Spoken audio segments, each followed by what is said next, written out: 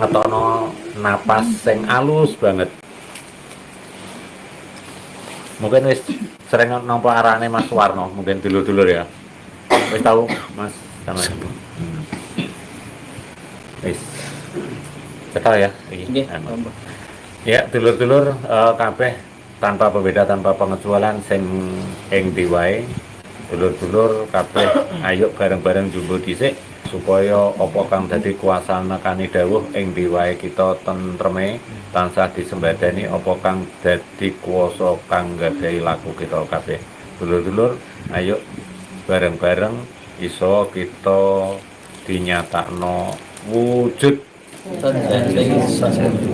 suaraku kuasaku kowe dawuh lungguh suarane te atine diri pribadi utus sempurnane lungguh keteguhan duduh kowe dawuh lungguh kuasa nemoni ati dahane laku dek adege kuasa ing kowe dawuh lungguh sempurnane adil lungguh kesejatian ing wejangan adile diri pribadi lungguhku adile diri pribadi urip kuasa kabeh ana adile diri pribadi urip sempurnane laku ana adile diri pribadi wujud jiwa sempurna kuasana kaniyo adile diri pribadi lungguhku kowe dawuh ana ndi wae kuasane ana adil diri pribadi lungguhna adile diri pribadi kabeh ing kuasane wejangan kandhaku ana lungguh kuasane tek adile tan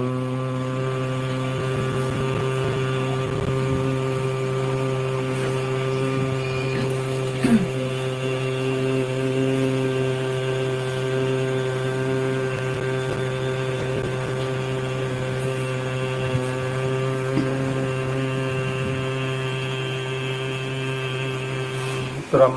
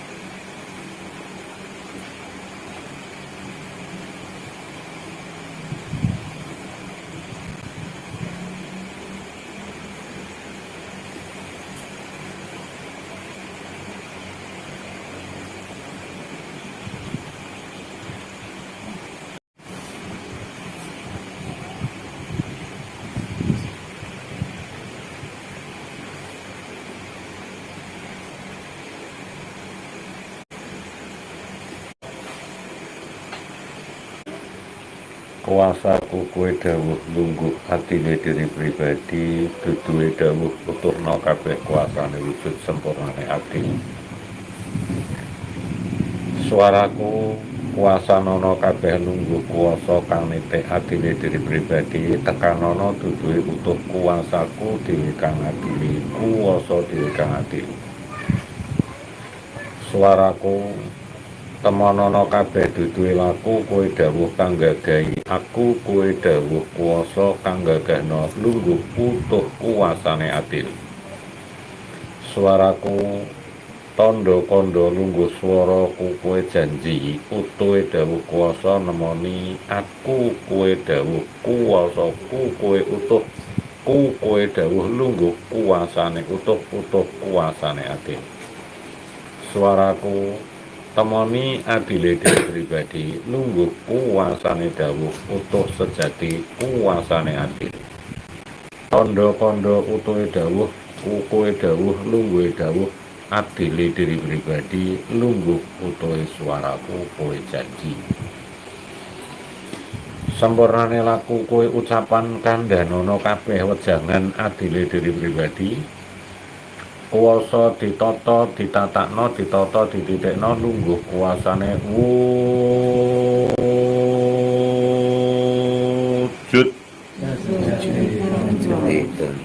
Swara kuwasa kang gagahna urip kias ing dipapan dununge kandha kuwasana kane dawuh hawa kalungguhane utuhe dawuh kabeh lungguhna ing adile diri pribadi. Utuhe dawuh lungguh kesejati tandane ucapan kandhanana adil kuwasana kaniku kowe dawuh lungguhna utuhe adile diri pribadi kukuhana lungguh adile wujud. Suara tandanono kandane urip tandanono kandane urip tandane tandanono kandane kondo ing kuasane lungguh kowe dawuh utuhe utuh kowe dawuh lungguhna kowe wujud.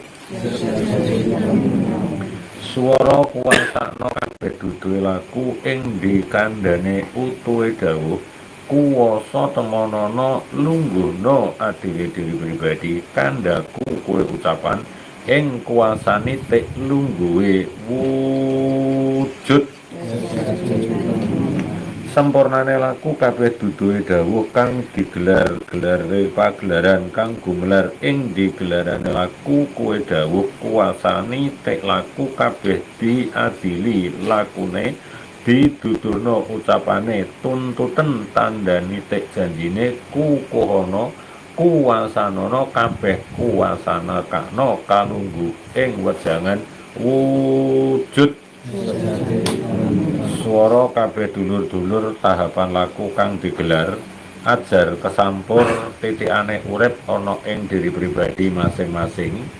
Dulur-dulur duduhe laku wujud jiwa sempurna iki urung akeh wong kang padha paham omong kang kowe ucapan kaya apa kang dikuasana nata tembunge kang kowe ucap ngene iki lungguhe kowe ucap kang dikecap kalungguhan ing kecapane kang sujita kandhane kang sujita urung isa ngandhakna kabeh ing kandhane wejangan.